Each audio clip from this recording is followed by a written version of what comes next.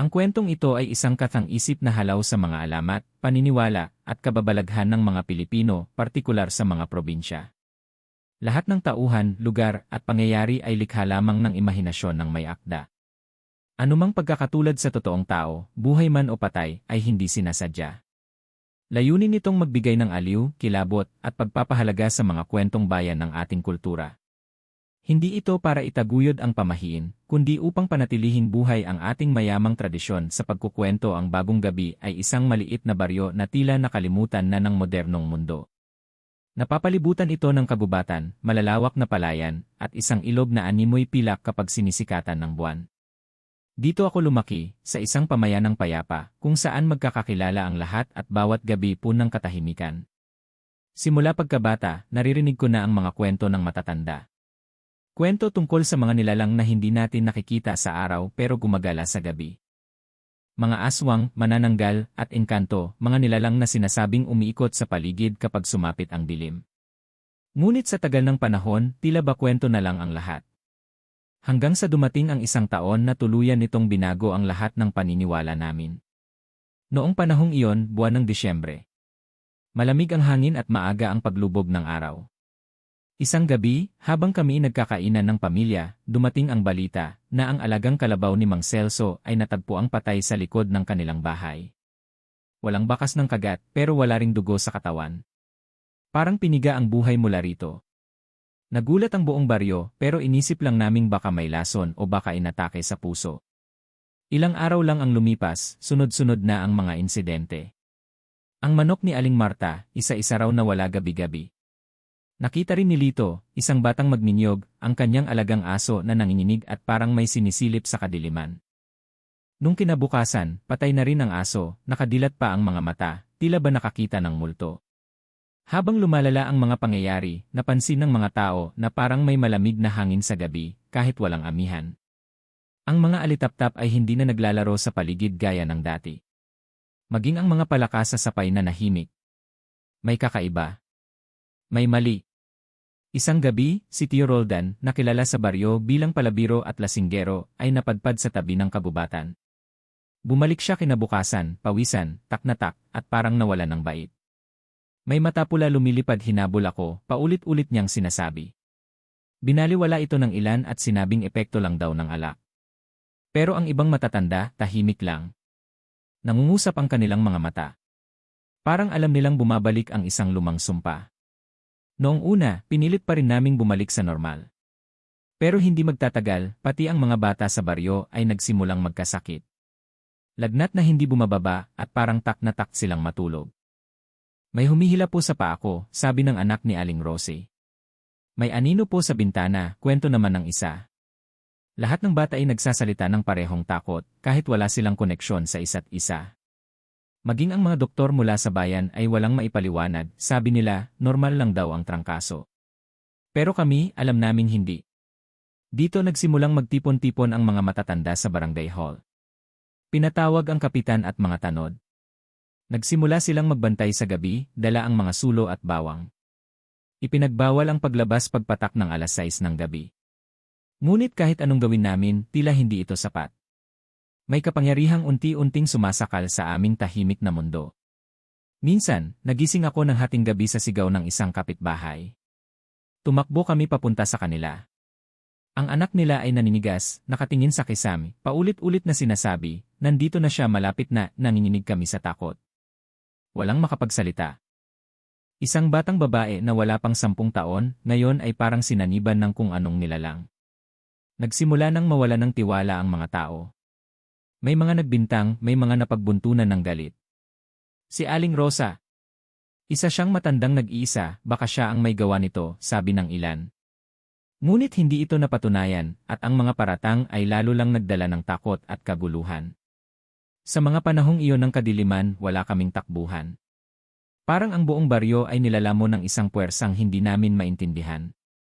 Hanggang isang araw, sa gitna ng isang makulimlim na hapon, dumating siya, isang magandang babae na nakasuot ng puting saya, at may dalang maliit na bayong na puno ng mga halamang gamot.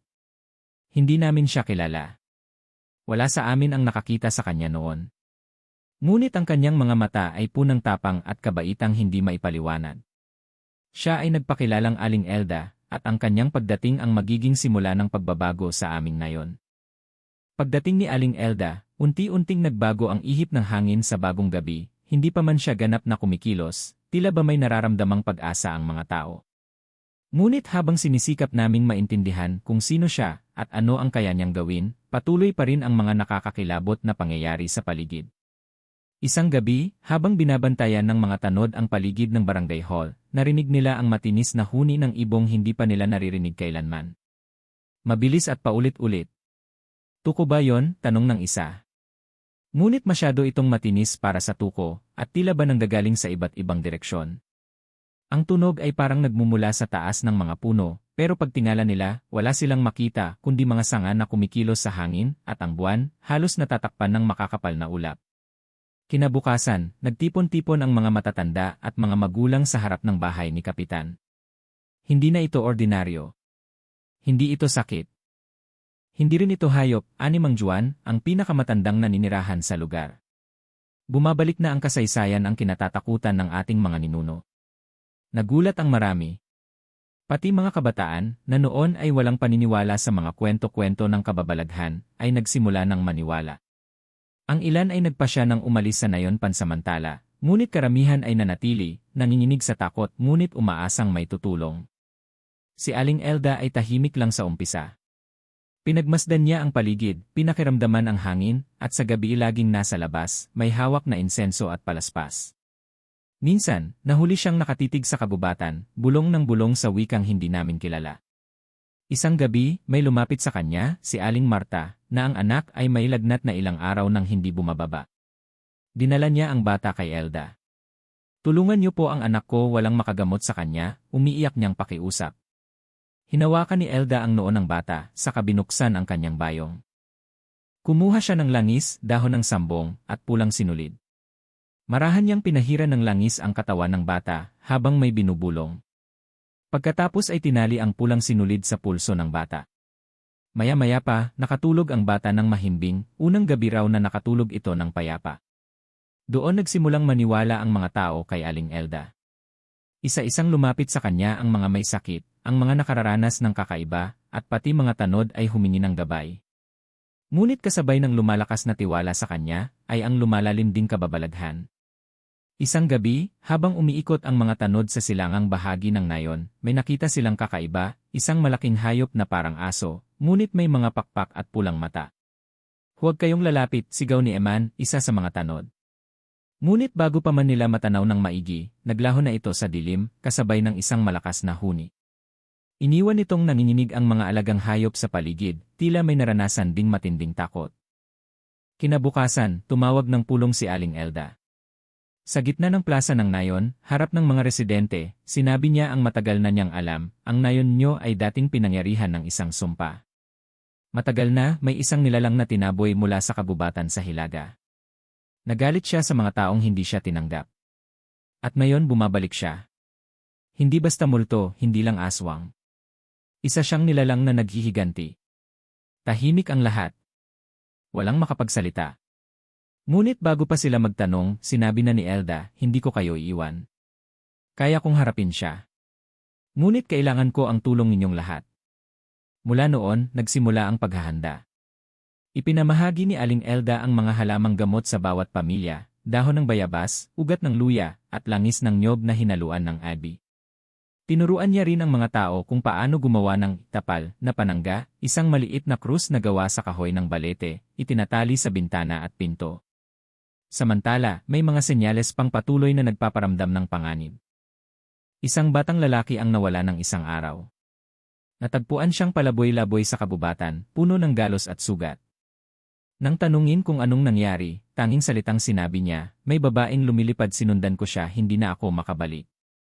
May mga bakas din sa lupa, malalaking yapak na tila may kasamang kuko, parang hindi galing sa tao.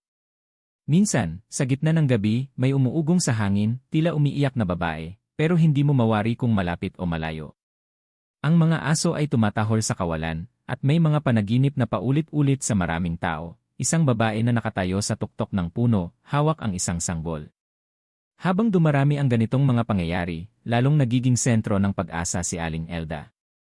Ngunit kapalit ng kanyang tulong ay ang unti-unting paghina ng kanyang katawan.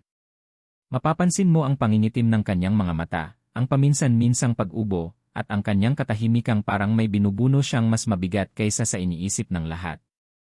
Sa likod ng bawat kababalaghan, tila may panibagong hiwaga pa ring sumusulpot. At ang pinakamalaking hiwaga sa lahat ay ang mismong pagkatao ni Aling Elda, ang magandang albularyang dumating sa nayon na parang ipinadala ng langit o ng kung sinumang mas makapangyarihan kaysa sa atin. Hindi niya kailanman sinabi kung saan siya talaga galing. Kapag tinatanong siya ng mga matatanda, isang maikling sagot lang ang isinasagot niya, "Matagal ko na pong pinapanaginipan ang baryo nyo." Matagal na siyang naglalakbay mula baryo hanggang baryo, ayon sa mga narinig naming tsismis.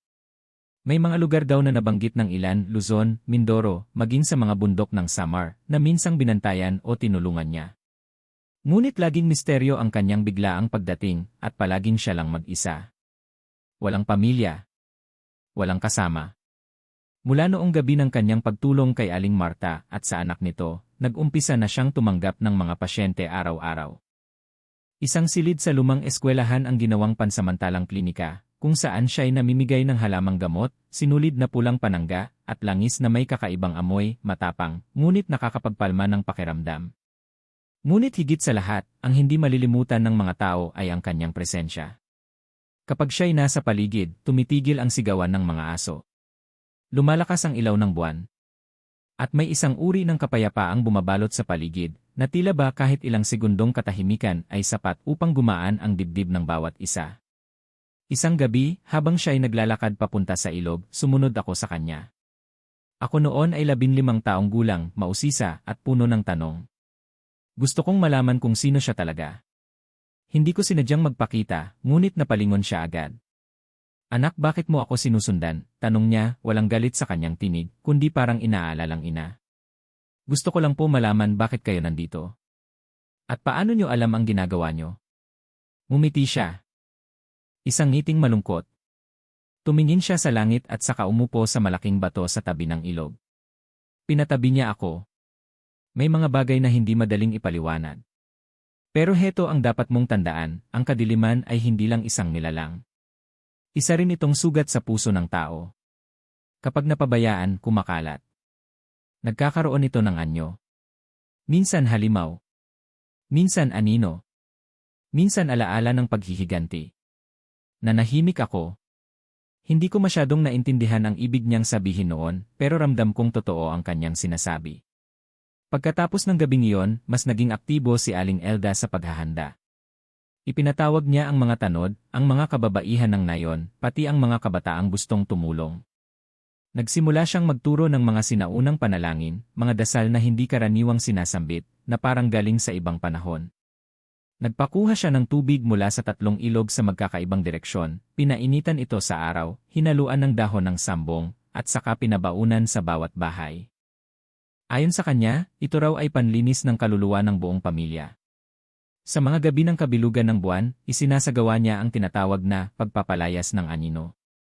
Isa itong ritual na ginagawa sa gitna ng plaza, kung saan gumagamit siya ng abo, asin, at kandilang itim. Ikot siya ng 3 beses sa paligid ng apoy habang binibigkas ang isang matandang awitin na wala ni isa man sa amin ang nakaintindi. Pero ang pinakanakakakilabot ay ang gabing may nakita ang ilang residente ng isang nilalang na nakadapa sa bubong ng bahay ni Mang Ador. Mahaba ang buhok, payat na payat ang katawan, at may mga matang kumikislap sa dilim. Tinangka nila itong lapitan, ngunit tumalon ito pababa at naglaho sa likod ng mga palayan. Kinabukasan, lumapit si Aling Elda sa lugar at tila kinakausap ang hangin. Malapit na siyang pumasok, hindi natin siya dapat hayaang makahanap ng katawan, bulong niya.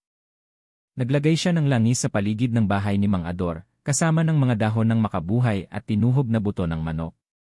Nagsimula na ring magkaroon ng mga panaginip ang ilang residente, lahat ay may isang elemento, isang batang umiiyak, naglalakad sa kabubatan, sinusundan ng aninong babae na may mahahabang kuko. Maging ako, napanaginipan ko rin ito. At sa bawat gising ko, laging malamig ang pakiramdam ng paligid, kahit nakakumot ako. Isang gabi, habang ako'y naglalakad pa uwi mula sa tindahan, nakita ko si Aling Elda sa ilalim ng punong mangga. Nakaupo siya, parang may hinihintay. Hindi siya kumikibo, nakapikit lamang. Nang lapitan ko siya, bigla siyang nagsalita, kahit hindi ako nagsasalita, darating siya ngayong linggo. Sa gabi ng ikapitong araw. Sa pagitan ng buwan at ulan. Nangilabot ako. Hindi ko alam kung paano niya nalaman ang presensya ko. Ngunit mula noon, nagsimulang maghanda ang buong baryo. Para bang may malaking laban na hindi namin naiintindihan, ngunit ramdam naming lahat ang bigat nito.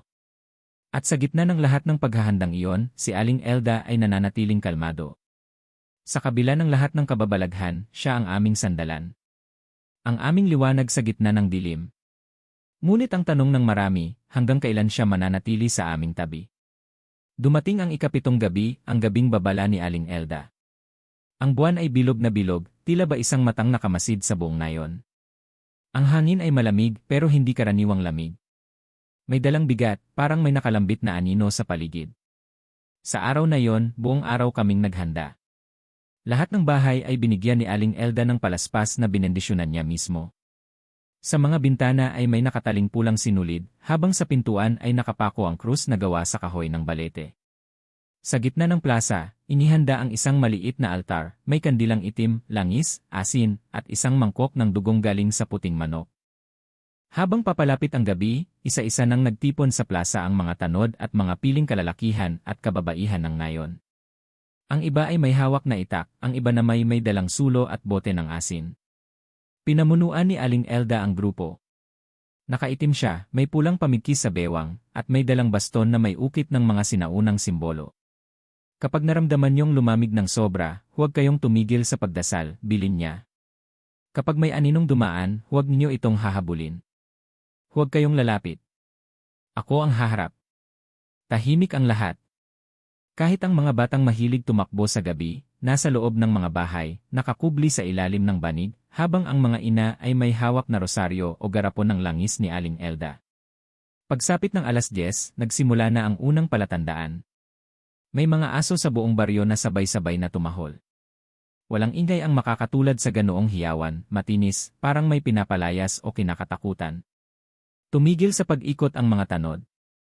Nagkatinginan sila. Kasunod nito ay ang pagkaluskos ng mga dahon sa kabubatan. Sunod-sunod. Parang may dumadaang maraming nilalang.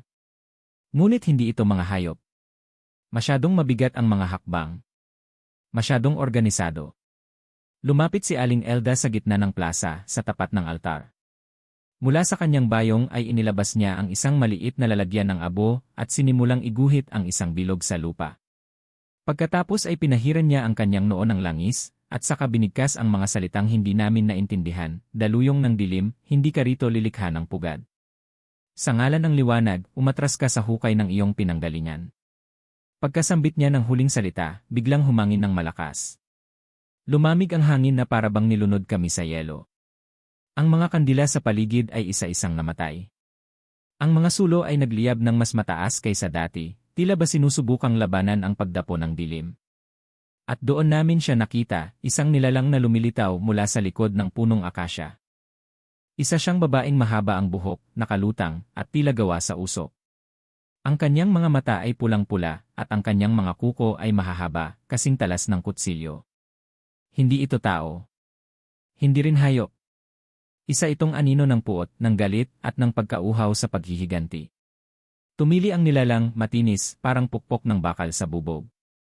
Marami ang napayuko sa tindi ng ingay. Ngunit si Aling Elda ay nanatiling nakatayo, mariing tinititigan ang nilalang. Lumapit ang anino sa gilid ng bilog na guhit sa lupa. Hindi ito makapasok. Hindi ka makakatawid, sabi ni Aling Elda. Hindi rito. Hindi na yon. Ngunit hindi ito umatras. Sa halip, nagsimula itong umikot sa paligid ng bilog. Sa bawat ikot, ang lupa ay tila natutuyo at ang mga halaman ay nalalanta. Ang mga kandila ay tuluyang namatay. Ang gabi ay lalo pang lumalim. Biglang naglabas ng itim na alikabok ang nilalang. Tumama ito sa isang tanod na hindi nakaiwas. Napasigaw siya at bumagsak sa lupa. Pagsugod ng ilan para tulungan siya, sumulpot ang anino sa kabilang dako at inatake ang isa pa. Halos mawalan na ng direksyon ang mga tao. Gumulantang ang takot. Nagkagulo. Sa gitna. Balik sa gitna, sigaw ni Aling Elda. Huwag kayong magkawatak-watak. Mula sa kanyang baston, inilabas niya ang isang piraso ng tela, kulay ginto, may mga ukit ng araw, buwan, at bituin. Inikot niya ito sa baston at itinaas sa langit. Sa isang iglap, may liwanag na lumabas mula roon, hindi sikat ng araw, kundi tila apoy na putit bughaw ang kulay. Tumama ito sa nilalang. Napahiyaw ang anino. Nagliyab ito ng kaunti at umatras. Isa lang ang paraan para tuluyang mapalaya siya, sabi ni Elda sa amin, kailangan natin siyang paalalahanan ng kanyang pagiging tao. Habang binibigkas ni Elda ang panalangin, napansin namin ang pagbabagong anyo ng nilalang, unti-unti itong nagkakaroon ng anyong babae, may mukha na, may mata, may luha. Parang naalaala niya kung sino siya noon. At sa pag-alaala niyang iyon, saka siya sumigaw ng malakas at naglaho sa anyo ng alikabok. Tila lumuwag ang hangin. Unti-unting bumalik ang init. Ang mga sulo ay muling umapoy ng normal. Lahat kami ay napaupo, pagod, nanginginig, ngunit buhay. Naluha si Aling Elda, pero hindi siya ngumiti. Ito pa lang ang una, sabi niya. At babalik siya mas malakas, mas galit. Pagkatapos ng unang sagupaan, muling bumalik ang katahimikan sa nayon. Ngunit hindi ito ang dating katahimikan na kinagisnan namin. Hindi ito kapayapaan. Ito ay tila isang pagtigil ng paghinga, isang hudyat na hindi pa tapos ang lahat. Lahat kami nabuhay sa takot, ngunit buhay pa rin. At sa gitna ng lahat ng iyon, isa lang ang malinaw, si Aling Elda ang aming tanggulan. Ngunit habang tumatagal, napansin naming unti-unting nagbabago si Aling Elda. Minsan siyang nahimatay sa gitna ng ritual ng paglilinis. Madalas siyang nauubo at tila laging pagod ang kanyang katawan. Minsan ay nakita siyang umiiyak ng palihim sa tabi ng ilog, hawak ang kanyang baston at tila kinakausap ang hangin. Isang araw, habang nagpapahinga siya sa ilalim ng punong mangga sa may gilid ng nayon, lumapit sa kanya si Kapitana Letty, ang matapang ngunit may pusong inang leader ng aming baryo. Elda, mahinahong bungad ni Kapitana. Alam kong hindi ka basta ordinaryong albularya. Alam kong may mas malalim kang dahilan kung bakit mo kami tinutulungan. Pwede bang malaman sino ka ba talaga? Tahimik si Elda. Ilang saglit din siyang nag-isip bago siya tumingin sa malayo, sa dulo ng kagubatan na tila may mga alaala siyang sinusubukang muling balikan. Ang pangalan ko ay Elda, anak ni Aling Sabina, isang babaylan mula sa hilagang bundok ng Kalinga, panimula niya. Bata pa lang ako, ipinasa na sa akin ang mga kaalamang hindi matututuhan sa eskwelahan, mga dasal, ritual, at lihim na kaalaman sa pagitan ng mundo ng tao at ng mundo ng mga anino. Nagkatinginan ang mga taong nakikinig. Walang kumibo. Lahat ay tila kinikilala ang bigat ng kanyang salaysay. 16 na taong gulang ako nang salakayin ng mga nilalang ang aming sariling nayon. Isa sa kanila ang isang dating tao na naging halimaw dahil sa labis na galit at kasakiman. Tumanggi siyang sundin ang batas ng kagubatan. Gusto niya ng kapangyarihan, ng kontrol. At para makuha niya yon, isinuko niya ang kanyang pagkatao, naging aswang. Nanlaki ang mga mata ni Kapitana Letty. Ibig mong sabihin kilala mo ang nilalang na umaatake sa atin. Tumango si Aling Elda, mabigat ang titig. Siya si Lorena, dati siyang manggagamot, kasamahan ng aking ina. Pero nalason siya ng inggit. Gusto niyang lampasan ang galing ng nanay ko. Kaya't sa halip na tumulong sa mga may sakit, kumuha siya ng buhay. Isinumpa siya ng mga espiritu at itinakwil sa kabubatan. At bumalik siya ngayon para maghiganti, tanong ni Mang Ernesto, isang dating sundalo sa nayon. Hindi lang yon, sagot ni Elda. Gusto niyang ipasa ang kanyang sumpa. Naglalakbay siya mula baryo hanggang baryo, naghahanap ng kahinaan sa puso ng tao. Kapag nahanap niya ito, takot, galit, inggit, doon siya sumasapi. Kaya mahalaga na hindi lang tayo magtanggol ng pisikal, kailangan nating linisin ang sarili nating kalooban. Muling bumalik sa katahimikan ang paligid. Isa-isang umalis ang mga nakikinig, tahimik, malalim ang iniisip. Ngunit ako, hindi ako nakaalis. Gusto ko pang malaman ang totoo. Aling Elda, tanong ko, bakit ka umalis sa lugar nyo? Hindi mo ba nilabanan ang aswang noon? Napayo ko siya. Naging mahina ang kanyang tinig. Tumakbo ako. Hindi ko inaasahan ang sagot na yon. Tumakbo ako habang ang ina ko ay nilalabanan si Lorena.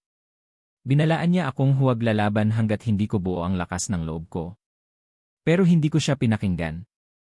Nang sumugod ako sa gabi ng labanan, huli na ang lahat. Nakita ko na lang siyang nakahandusay at si Lorena, naglaho sa dilim. Naisip ko noon, wala na akong halaga bilang tagapagtanggol. Kaya naglakad ako hanggang sa napunta ako sa Mindoro, Samar at maraming bayan. Doon ko natutunan na ang bawat lugar ay may sariling nilalang, sariling takot. At sa bawat lugar, natuto akong lumaban. Hanggang sa isang gabi na panaginipan ko ang baryo ninyo. Paulit-ulit. Isang batang umiiyak. Isang babae sa itaas ng puno. Isang nayon na tinatakpan ng anino. Nanindig ang balahibo ko. Iyon ang eksaktong panaginip ko ilang linggo bago pa siya dumating. Kaya dumating ako dito, patuloy niya. Hindi para magpakabayani, kundi para itama ang pagkukulang ko sa ina ko. Kung malalabanan ko si Lorena dito marahil, matatahimik na rin ang kanyang kaluluwa. Bigla siyang napatigil at napahawak sa kanyang dibdib. Nagsimula siyang umubo. May dugo sa kanyang palad. Aling Elda, sigaw ko, nanginginig. Nagkakasakit ka na. Ngunit mumiti lang siya. Hindi ako nagkakasakit. Binabayaran ko lang ang bawat gamit ng kapangyarihan. Sa bawat ritual, sa bawat pagtaboy sa kadiliman nawawala ang parte ng sarili ko. At handa akong ibigay lahat hanggat may natitira pa. Sa gabing iyon, habang ang lahat ay tahimik sa kani-kanilang bahay, si Aling Elda ay mag-isang nagdasal sa gitna ng plaza. Isang panalangin bumalot sa buong baryo, tila sinelyuhan ng kanyang buong pagkatao. Hindi na siya ordinaryong albularya sa mata namin. Siya na ang naging puso ng aming bayan. Ngunit habang kami ay naghahanda sa ikalawang pagsubok, isa lang ang tanong na hindi maalis sa isip ko, lumipas ang ilang araw matapos isiwalat ni Aling Elda ang kanyang nakaraan. Hindi na siya itinuturing ng mga taga-Bagong Gabi bilang isang dayuhan, siya na ngayon ang kanilang tagapagligtas, gabay, at ina. Ngunit habang lalong lumalapit ang kinatatakutang gabi ng muling pagbabalik ni Lorena, mas lalong lumalalim ang bigat na bumabalot sa nayon. Nagdesisyon si Aling Elda, oras na upang lahat ay makilahok sa laban. Hindi na sapat ang magdasal sa loob ng bahay. Hindi na sapat ang magtago sa ilalim ng banig. Kailangang magkaisa ang buong nayon, matanda, bata, lalaki, babae, lahat ay may bahagi sa huling labang ito. Hakbang ng paghahanda isa. Ritual ng paglilinis isang gabi, tinipon ni Elda ang mga tao sa gitna ng plaza upang magsagawa ng ritual ng paglilinis. Bawat isa ay kailangang magdala ng simbolo ng kanilang takot, larawan, lumang gamit, kahit papel na may sulat. Ang mga ito ay sinunog sa gitna ng apoy habang binibigkas ang salitang, sa liwanag, isinusuko ko ang dilim sa puso ko. Iyak ang ilan. May mga inaming kasalanan, galit, at panghihinayang. Ang ritual ay hindi lamang pisikal, kundi espiritual. Para kay Elda, hindi magwawagi ang liwanag kung may kadilimang nakakubli sa ating mga puso. 2. Mga anting-anting at pananggagamit ang kahoy mula sa punong banyan, nag-ukit ang mga kalalakihan ng maliliit na krus at bilog na may simbolo ng araw. Sa tulong ng mga kababaihan, tinahi ito sa telang pula at isinabit sa bawat bahay. Ang mga bata naman ay tinuruan kung paano gumawa ng langis na may bawang at ugat ng makabuhay, isang panangga kung sakaling may sumubok na pumasok sa kanilang tahanan. Kahit sila hindi inalis sa laban. Sabi ni Elda, kahit ang boses ng bata ay may kapangyarihan kung ito'y dalisay. 3. Ang pagpapalakas kay Elda, ngunit sa gitna ng lahat ng ito, si Elda ay unti-unti nang humihina. Ang kanyang mga mata ay may itim sa ilalim at halos hindi na siya makatulog. Kaya't nagdesisyon ang ilan sa mga matatanda na gawin ang alay ng 4 na elemento. Nang araw na yon, dinala kay Elda ang 4 na alay, apoy, isang sulo mula sa unang ritual ng paglilinis. Tubig, galing sa ilog kung saan unang napanaginipan ang nilalang. Hangin, isang pirasong damit ng isang batang inosente. Lupa, galing sa puntod ng kanyang inang si Aling Sabina. Ginamit ito upang bigyang lakas si Elda. Pinahiran siya ng langis ng ilang-ilang, binugahan ng hangin mula sa palad ng mga bata, at itinapal ang lupa sa kanyang dibdib. Hindi ito ritual na para sa karaniwang tao. Ito ay sinaunang seremonya, isang panibagong selyo ng lakas at kabuang pagsasakripisyo. Pagkatapos ng seremonya, muling tumindig si Elda. Hindi man lubusang gumaling ang kanyang katawan, ang kanyang espiritu ay tila nagliyab muli. Ibinulalas niya, handa na ako. Handa na tayo, babala dahil huling pagbalik sa mga sumunod na gabi, lalo pang naging aktibo ang mga anino sa paligid. May mga kalabaw na nawawala, tanging balat at buto na lang ang natitira. Isang matandang babae ang natagpuang nakatayo sa gitna ng palayan, matay nakapikit, tila sinasapian. Nang ginising, bigla na lang napahiyaw, "Shale, narito yan eh. Narito yan eh." At ang buwan, sa kabila ng walang ulap, ay tila nawawala ang ningning. Parang may takip. Parang may humaharang. Si Mang Ernesto, dating sundalo, ay nagdesisyong magbantay mag-isa sa kabubatan isang gabi. Bumalik siyang sugatan, may mga galos sa likod, at ang sabi lang niya, may mga mata sa puno, marami sila pero isa lang ang nag-uutos. Ito ang huling babala. Yan eh, huling alay araw ng Sabado, huling araw bago ang inaasahang gabi ng huling laban, ipinatawag ni Elda ang buong nayon sa simbahan. Hindi ito para sa misa, kundi para sa isang alay ng panata. Lahat ng taga-nayon ay lumuhod sa harap ng altar na may kandila at mga halamang gamot. Isa-isa, isinisigaw ng bawat isa ang pangakong hindi susuko, hindi tatalikod, at lalaban para sa pamilya, kabutihan, at sa alaala ng mga ninuno. Habang sila'y nakaluhod, si Aling Elda ay nagsimulang umawit, isang lumang awitin na parang pinagsamang panalangin, dasal, at hiling. Hindi namin alam kung anong wika yon, ngunit ang tunog ay dumiretso sa puso. Marami ang napaluha. Lahat ay nanahimik. At sa katahimikang iyon, napakinggan namin ang bulong ng gabi, "Handa na ba kayo?" Dumating ang gabing pinaka-inaabangan ng buong nayon, ang gabi ng pagharap. Ito ang gabi kung kailan magpapasya ang tadhana, mabubura ba ang bagong gabi sa mapa ng mundo, o mananatili itong buhay sa kabila ng kadiliman. Hindi karaniwang gabi ito. Ang hangin ay mabigat, parang may nakakuyom na kamay sa dibdib ng bawat isa. Ang buwan, na sa iba'y simbolo ng liwanag, ay tila parang isang mata ng halimaw na matagal nang nagmamasid. Tumahimik ang mga kuliglig. Maging ang mga aso walang kahol. Tila alam nilang may darating. Sa gitna ng plaza, si Aling Elda ay nakatayo sa loob ng bilog na proteksyon na ginawa ng buong nayon. Sa paligid niya ay mga kandila, abo, asin, langis, at pinagsama-samang panalangin. Sa kanyang harapan ay nakaluhod ang mga batang tinuruan niya, ang mga ina na lumaban sa takot, ang mga amang nagtayo ng mga panangga, at ang mga matatandang nagbigay ng lakas. Ngunit kahit sila'y nariyan, si Aling Elda ay mag-isang haharap. Hindi dahil walang may lakas ng loob, kundi dahil alam ng lahat, ang laban ay sa pagitan ng dalawang kaluluwang nag-ugat sa kasaysayan. Ang pagdating ni Lorina eksaktong 12:00 ng hating gabi, dumilim ang kalangitan. Walang ulap pero wala ring bituin. Isang tila usok na itim ang bumalot sa hangin. Sa itaas ng punong akasya, lumitaw si Lorina, higit pa sa anyong nakita namin noon.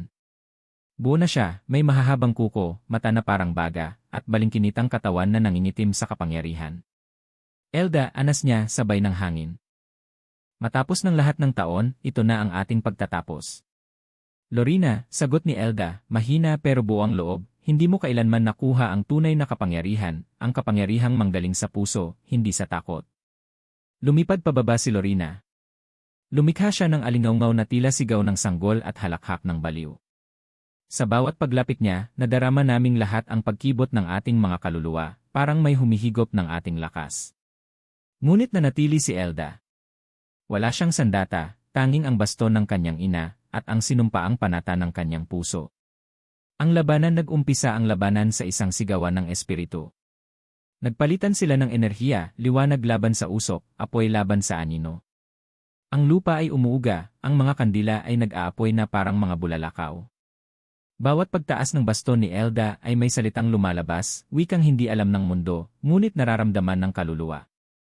Lorina, sa kabilang banda, ay ginamit ang lahat ng kadiliman. Pumasok siya sa isipan ng mga tao, ang ilan ay napasigaw, ang iba ay napaluhod. Ngunit hindi bumitiw si Elda. Patuloy siyang nagdasal. Patuloy siyang nag-aalay. Hanggang sa huli, ibinuhos ni Lorina ang kanyang pinakamatinding sandata, isang itim na ulap na sumasaklaw sa buong nayon, sinasakal ang bawat espiritu ng tao. Bumagsak ang ilan. Napasigaw ang mga bata. Tumigil ang apoy. Ngunit doon din pumasok ang liwanag ng pag-asa. Ang mga tinuruan ni Elda, bawat bata, bawat nanay, bawat matatanda, sabay-sabay na nagdasal. Hindi ito dasal na may eksaktong salita, kundi sabayang panawagan sa liwanag. "Liwanag! Tangbulan lil kami!" Sumabog ang sinag mula sa loob ng bilog. Nabulag si Lorina. Napaatras siya. Ang usok ay naghiwa-hiwalay. At sa gitna nito, tumayo si Elda, nilapitan si Lorena, at niyakap siya. Ang sakripisyo, huwag kang matakot, Lorena, bulong ni Elda habang hawak ang katawan ng dating halimaw. Tapusin na natin ito. Balik na tayo. At sa yakap na yon, narinig ng lahat ang isang mahinang hikbi. Si Lorena, ang dating nilalang ng kadiliman, ay unti-unting bumalik sa pagiging tao. Naging payapa ang mukha, nawala ang pulang mata, at huminga siya sa huling pagkakataon. Ngunit kapalit nito, bumagsak si Elda. Agad siyang nilapitan ng mga tao. Umiiyak ang lahat. Hawak ni Kapitana Letty ang ulo niya habang nakahiga sa damuhan. Aling Elda, wag niyo po kaming iwan, umiiyak na pakiusap ng isang batang sinilo. Ngumiti si Elda, mahinang-mahina. Hindi ako nawala, anak. Hanggat may liwanag sa puso niyo nariyan ako. At sa kanyang huling hininga, ang hangin ay umihip ng payapa. Ang gabi ay naging maliwanag muli. At si Elda, ang albularyang dumating upang iligtas kami, ay pumikit na ng tuluyan. Ang bagong umaga kinabukasan, sabay-sabay kaming naglakad papunta sa ilog. Doon, isinagawa ang seremonyang alay kay Elda. Sa gitna ng tubig, pinakawalan namin ang isang bangkang may kandila at mga bulaklak. Habang ito'y lumulutang, sabay naming inusal, hindi ka namin malilimutan. Ang bagong gabi ay hindi na katulad ng dati. Mas naging matatag. Mas naging magkaisa.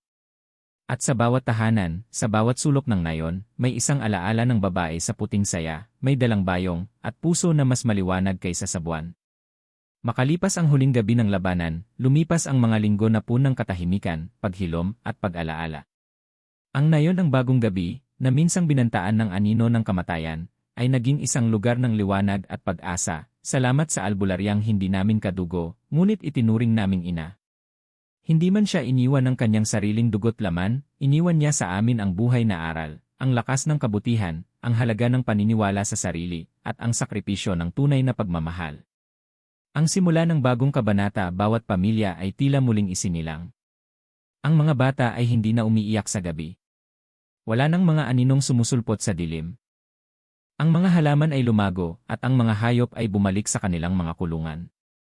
Ang mga kababaihan ay nagtipon-tipon at itinayo ang bahay ni Elda sa tabi ng lumang punong mangga, doon kung saan siya madalas manahimik at magnilay. Ginawa nila itong isang sentro ng gamutan at aralan, kung saan itinuturo ang mga natutunan ni Elda, paglikha ng langis na panangga, paggawa ng anting-anting, pag-alaga sa halamang gamot, at paghawak ng dasal na may puso. Ang mga kabataan, na dati takot sa gabi, ay ngayoy nagbabantay tuwing kabilugan ng buwan, hindi dahil may panganib, kundi bilang pag-alala at pagpapatuloy ng panata ni Elda.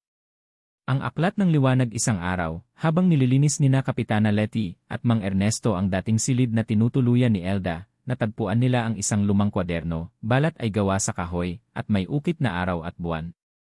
Sa loob nito ay ang aklat ng liwanag, ang kanyang talaan ng ritual, dasal, panaginip, at kwento ng bawat bayang pinuntahan niya. Sa likod ng huling pahina, may maikling sulat na tila para sa amin, kung binabasa mo ito, marahil ay tapos na ang aking papel. Ngunit hindi dito nagtatapos ang liwanag. Ituloy mo. Huwag kang matakot. Tandaan mong sa bawat pagsubok, may sinag na naghihintay. At kung sakaling dumilim muli, hawakan mo lang ang panalangin ng puso. Iyan ang pinakamakapangyarihan. Lahat kami ay napaluha.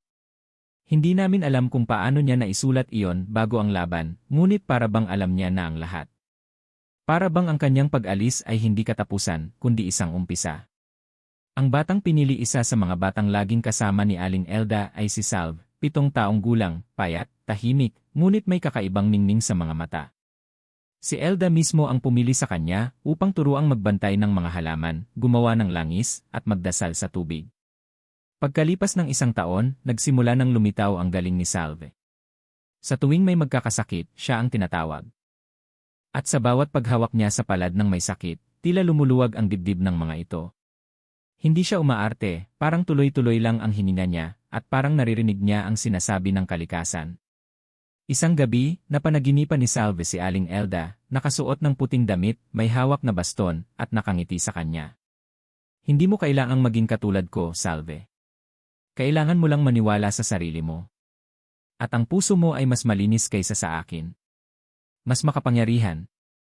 Mula noon, nagsimula siyang tawagin ng mga tao bilang Batang Albularya, Pista ng liwanag upang hindi malimutan ang gabing iyon, nagdesisyon ang buong nayon na tuwing ika-17 ng Disyembre, sa parehong gabi ng laban, ay magdaraos ng pista ng liwanag. Hindi ito pista ng karne, alak, at sayawan, ito ay pista ng katahimikan, pag-alala, at pagkakaisa. Bawat bahay ay nagsisindi ng kandila, nag-aalay ng bulaklak, at binibigkas ang panalangin ni Elda. Mula sa mga baryo sa paligid, unti-unting dumarating ang mga tao upang makisama sa pagdiriwang. Marami sa kanila ang dating tinulungan ni Elda, mga batang lumaki, mga inang gumaling, at mga pusong gumaan. Ang dating baryong pinuntirya ng kadiliman, ngayoy sentro ng liwanag sa buong rehiyon. Ang pamana, ngunit ang pinakatunay na pamana ni Aling Elda, ay hindi ang kanyang ritual, hindi ang kanyang kwaderno, hindi ang kanyang pangalan. Ang pamana niya ay ang tapang ng isang pusong handang magpatawad kahit sa halimaw, ang pananalig ng isang kaluluwang marunong magsakripisyo, at ang pagmamahal na hindi humihingi ng kapalit. Marami pa ring baryo ang naghihirap, marami pa ring nilalang sa dilim. Ngunit dahil sa kwento ni Elda, may mga bagong albularya ng sumusulpot. Hindi lang sila babae. May mga binata, may mga ina, may mga lola, lahat ay may dalang alaala ni Elda sa puso. Isa.